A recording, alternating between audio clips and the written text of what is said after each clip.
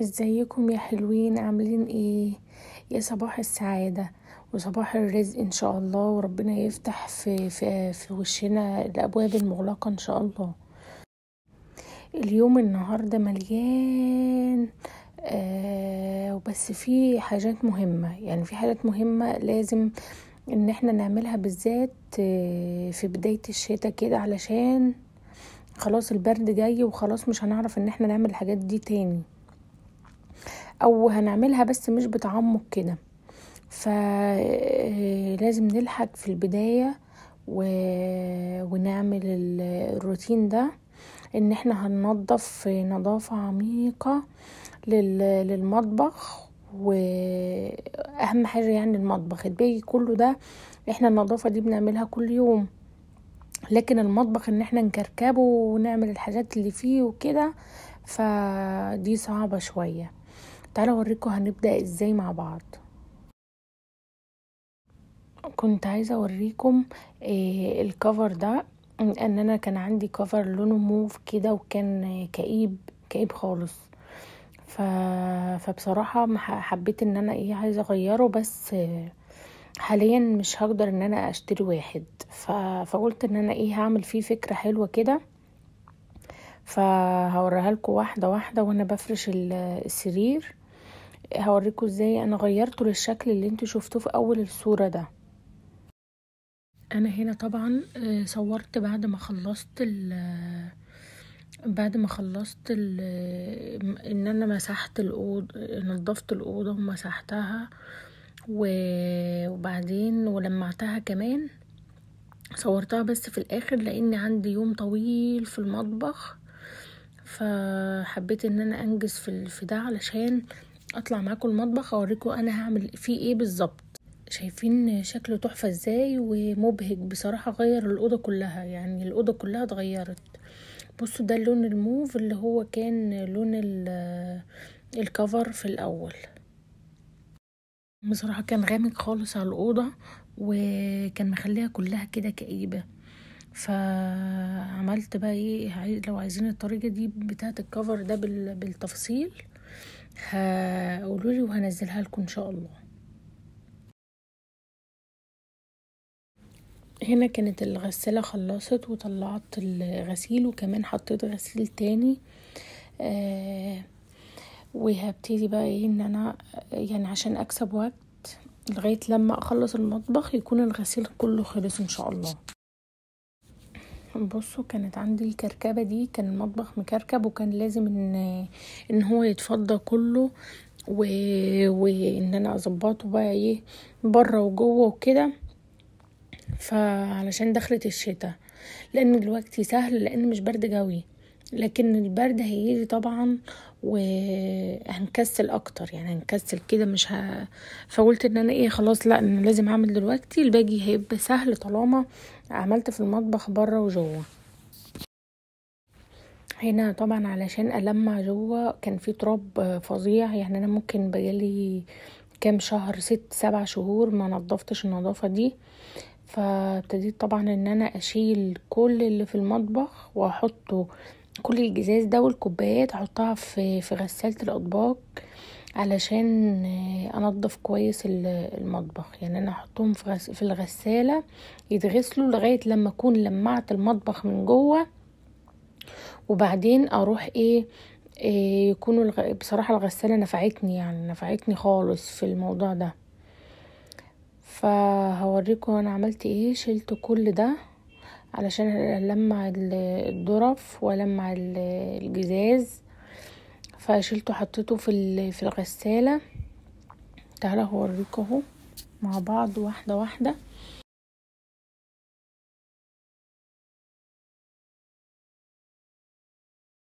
هنا حطيت في طبق بلاستيك، حطيت مية سخنة وحطيت شايفين التراب، حطيت كلوروكس اللي هو بتاع التنظيف ده. بصراحة انا مقدرش استغنى عنه ابدا، كلوروكس ده مقدرش استغنى عنه نهائي.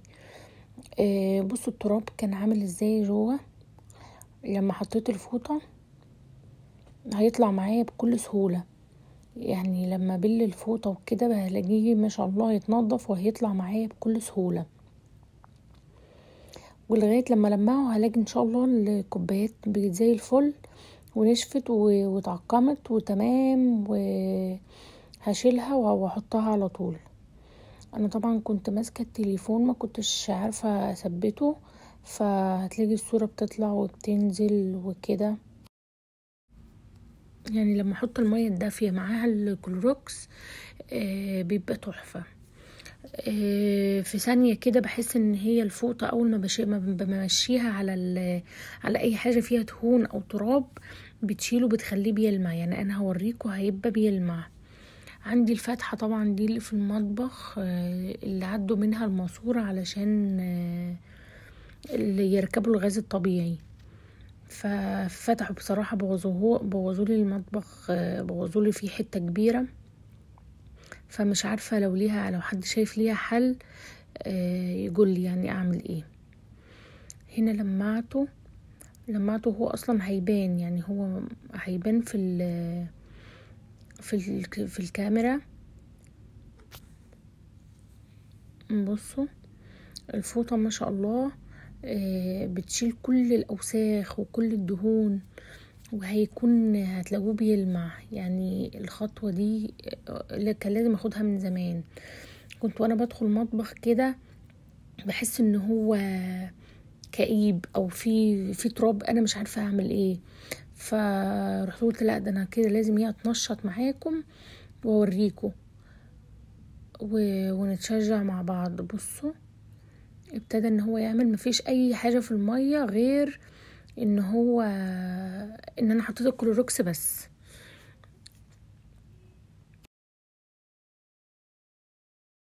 بعدين ابتديت ان انا المعها بقى بمناديل المطبخ. يعني مناديل المطبخ ما شاء الله حلوه وساعدتني كتير في التلميع. يعني انا الجزاز دايما هلمعه بمناديل المطبخ.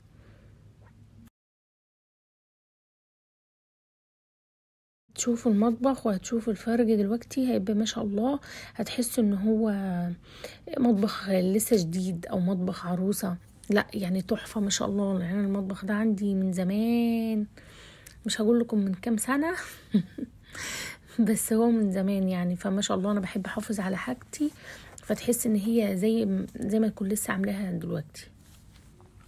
هبتدي طبعا ان انا اشيل، بس الضرفه دي معرفتش ان انا اشيل، فبود ده حبيبي هو اللي نزل لي الحاجات الكوبايات دي علشان كانت بعيده عليا شويه، فهو اللي عملها لي ونزلها لي. ابتديت برضو ان انا المعها. انا فضيت المطبخ كله يعني بصراحه. ما تنسوش ان انتوا تشتركوا في القناه وتعملوا لي لايك، لان انا فعلا تعبت خالص في الفيديو ده. يعني طلع عيني والله، اتمرمطت امبارح.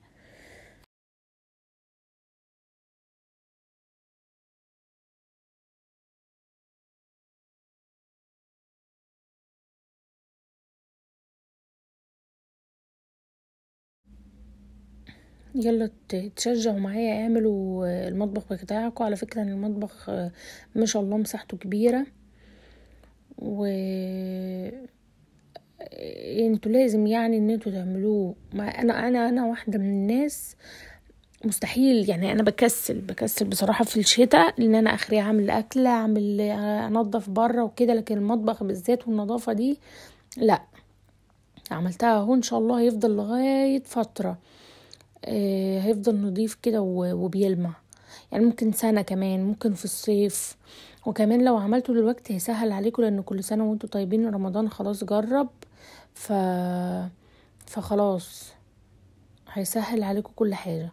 بصوا هنا الكوبايات اللي انا حطيتها والفناجين بقت ما شاء الله بقت بتلمع. بصوا الرف ده هو كان مدخنة، انا شلته وعملته للتوابل بس.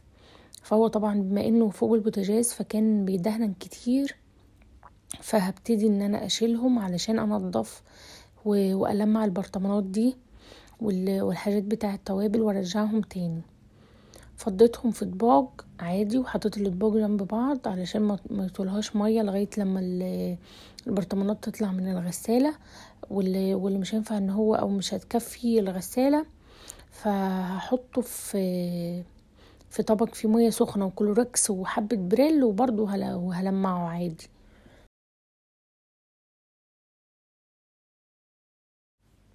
للاسف ده كان الرف بتاع التوابل اللي انا حطاه عليها. بصوا كان عامل ازاي، يعني الواحد وهو بيشوفه مش مئز كده، انا جسمي بيقشعر. حطيت له اللي هو بتاع الدهون، والفوطه برضو فيها اللي هو الكلوروكس اللي انا حطاه، اللي هو بتاع متعدد الاغراض. فبصوا ما شاء الله بيتشال معايا بسهوله ازاي. هيبقى بيلمع، يعني ما شاء الله هيكون دلوقتي هتشوفوا بعد ما اخلص هيلمع، هيرجع يلمع ازاي. فالخطوه دي لو عملتوها على طول، اي نعم الدهون طبعا بتطلع من البوتاجاز على البرطمانات، فانا على طول بعمل، يعني في الاغلب بعمل الخطوه دي علشان الدهون ما تمسكش جوي فيه. فبصوا ما شاء الله الرف بيلمع ازاي، كان فظيع.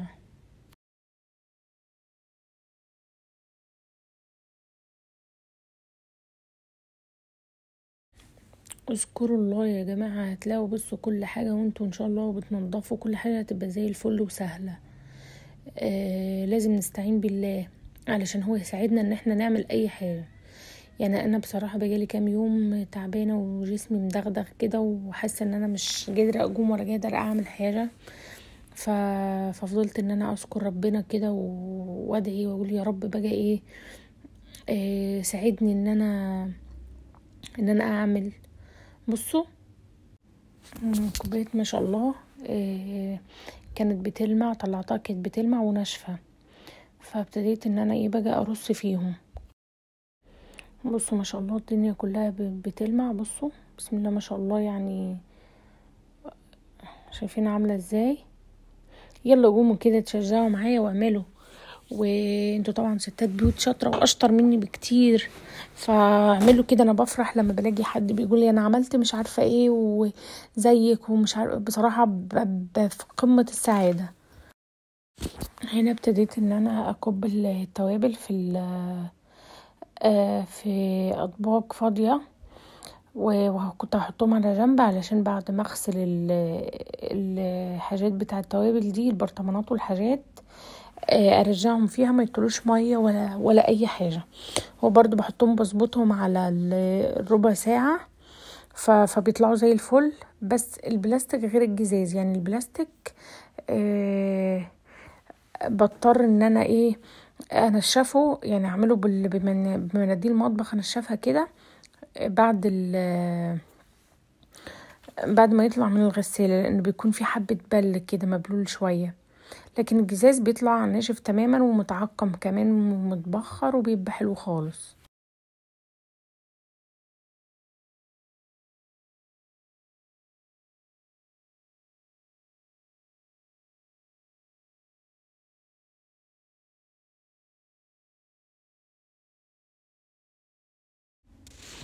وهنا كنت حطيت ميه سخنه وكلوروكس وبريل زي ما انا قلت لكم، وهغسل باقي البرطمانات اللي هي ما كفتش ان هي تدخل في الغساله، فهغسلها على ايدي ببريل والكلوروكس، هتبقى حلوه خالص. يعني اهم حاجه تكون الميه دافيه، هتخلي البرطمانات بتلمع، وهتشوفوها في الفيديو برضو هتكون ما شاء الله بتلمع وحلوه خالص. وهسيبها على فوطة ان هي تتنشف. بصوا البرطمان بفله، هسيبها على فوطة تنشف لغاية لما تكون الغسالة خلصت علشان اطلع باقي البرطمانات. اللهم صل وسلم وبارك عليك يا سيدي رسول الله. هنا كنت طلعت البرطمانات من الغسالة اهي. بصوا بقت ما شاء الله بتلمع، وحطيت بمسحها بالمنديل لان هي لازم بيكون فيها سنة بلة كده. يعني لو سبتهم في الغسالة فترة، يعني فترة هويتهم كده هيتهووا مش هيكون فيهم مية. لكن انا طبعا قلت ان انا عايزة اخلص، يعني كفاية اني فرهضة فيه، كنت فرهودة بصراحة فيه. فبمسحهم بمناديل المطبخ علشان انجز واحط فيهم التوابل واخلص يعني. اللهم صل وسلم وبارك على سيدنا محمد. انا دول البرطمانات دي بصراحه نفعني خالص، يعني كنت بصوا هما اصلا شكلهم حلو ازاي، جميلة. انا هاوية حكاية ان انا اشتري برطمانات وحاجات للتوابل. بصوا كان عندي الستيكر ده كنت جايباه من فترة، هو مش ضد المية يعني، هو انا لو فكرت اغسل برطمانات تاني هيتشال هيتشال بصراحة. فانا ان شاء الله هطلب من بيجي كده منزل الحاجات بتاع التوابل دي، بس بتكون ضد المية يعني هتفضل لازقة عليه حتى لو غسلتها. فطبعا ما كانتش كل التوابل اللي موجودة اصلا فيه يعني، هو حلو ما شاء الله الستيكر وتمام للتوابل بتاعته محدودة، لكن انا بحب اجيب توابل كتير ومختلفة، فمش كل التوابل لقيتها فيه. فاغلب البرطمانات هتلاقوها ودلوقتي وانا عاملاها اغلب البرطمانات مش عليها ستيكر عليه الاسم، يعني في حاجات كتير ما لقيتش فيها الاسم، فاضطريت ان انا احطها فاضية. اللي موجود عندكم بس اللي انتوا عايزينه اللي هو حطوه فيه، يعني اللي موجود عندكم فلفل اسود ملح شطة الحاجات دي هتلاقوها، كاري وكركم وبابريكا وفلفل اسود وفلفل ابيض وحاجات كتير يعني هتلاقوها، بس مش كل الحاجات يعني. ما كانش موجود فيه لسان عصفور، ولا كان موجود فيه حاجات كتير يعني منتشرة اصلا او شائعة الاستخدام يعني، مش نادرة.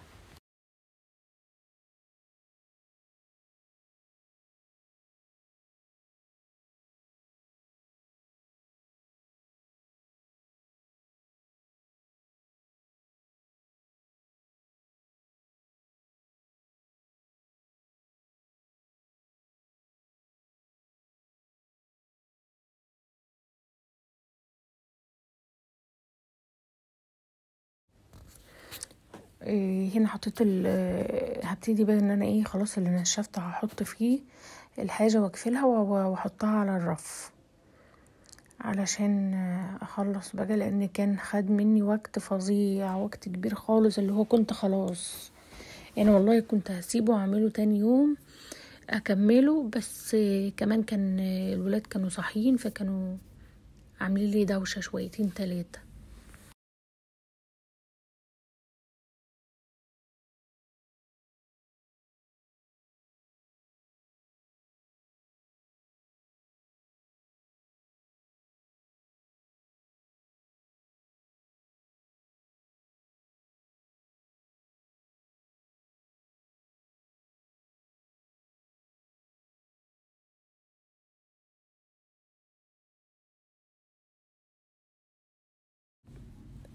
الاطباق اللي انا كنت مفضيه فيها عشان مثلا ما حدش يقول لي طيب ما انتي فضيتي التوابل في اطباق فوسختي الاطباق.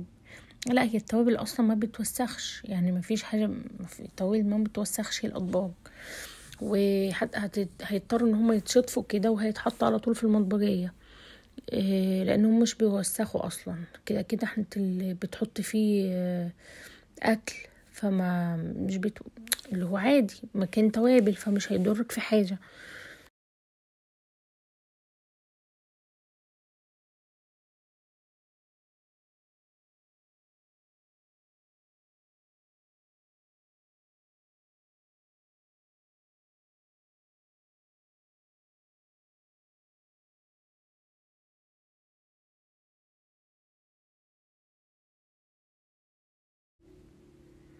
شايفين بقى بيلمعوا ازاي، والرف بقى بيلمع ما شاء الله.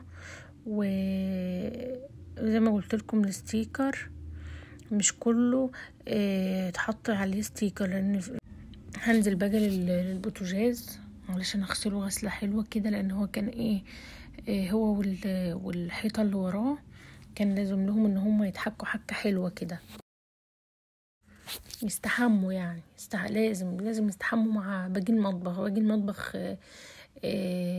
استحمى، فلازم ان احنا نظبط برضو البوتاجاز عشان يمشي على باقي المطبخ بقى، ويبقى خلاص ان انت كده مطبخ نظيف وتمام. هغسله باي حاجه عندكم. برضو الكلوركس خدوا بالكم انا بيغنيني عن حاجات كتير. يعني لو مش عندي اللي هو بتاع الدهون ده انا بغسل بالكلوركس، بحطه في ميه وفي بخاخه وبغسل عادي، ما عنديش اي مشكله. هو بيسد وبيغني عن حاجات كتير. الحوامل طبعا انا في الاغلب بدخلها غسالة الاطباق، بس ما حطيتهاش، ما كانتش مستاهله يعني، كانت ما شاء الله نظيفه لما بغسله على طول. كنت شلت طبعا الكفر اللي هو الغطا بتاع البوتاجاز. بصوا ما شاء الله بقى بيلمع. ممكن تحطوه في بانيو او اي حاجه على حسب ما انتوا هترتاحوا، المكان اللي انتوا ترتاحوا تغسلوه فيه اعملوه، اغسلوه يعني، حطوا له قهر دهون او حطوا له، شوفوا انتوا بتعملوه ازاي. بس انا عن نفسي بعمل بكلوركس وميه دافيه. حطيت هاي الميه علشان اعمل في المطبخ من تحت، حطيت في بخاخه اللي هو الكلوروكس برضو اللي انا وريتهولكوا ده، وبخيت عليه من تحت، هيبقى ما شاء الله بيلمع.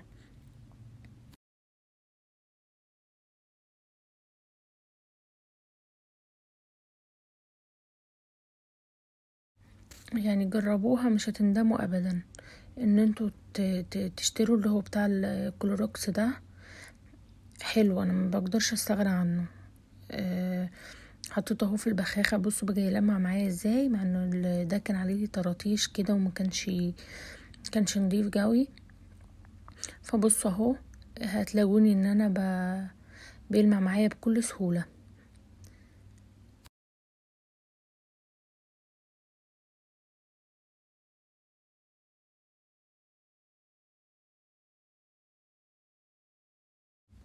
بصوا الحتت اللي تحت دي انا كنت حاطه عليها برضو، وبعملها كده بالسكينه نطفت، لان كان مش عارفه، كان بصوا شايفين مطلعه وسخ ازاي.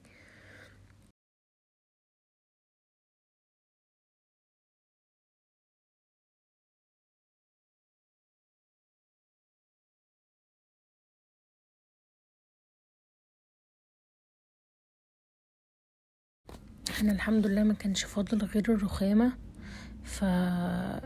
هظبطها وهيبقى فاضل بس الارضيه. انا كنت عملت كل المطبخ، ف وهوريهولكوا في الاخر ان شاء الله. ما كانش فاضل غير الرخامه وهو كنت بنضفها.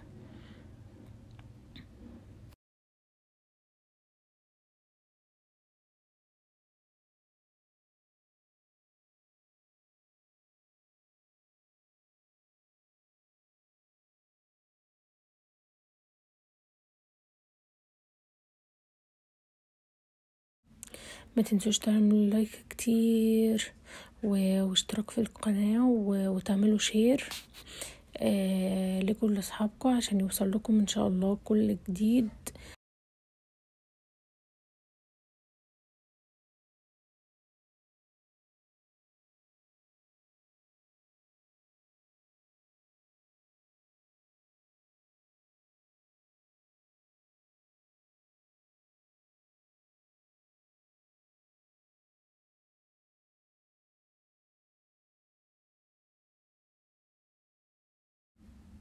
وهي الارضيه هشيل الزباله علشان امسحها، هي دي هتكون اخر حاجه معايا.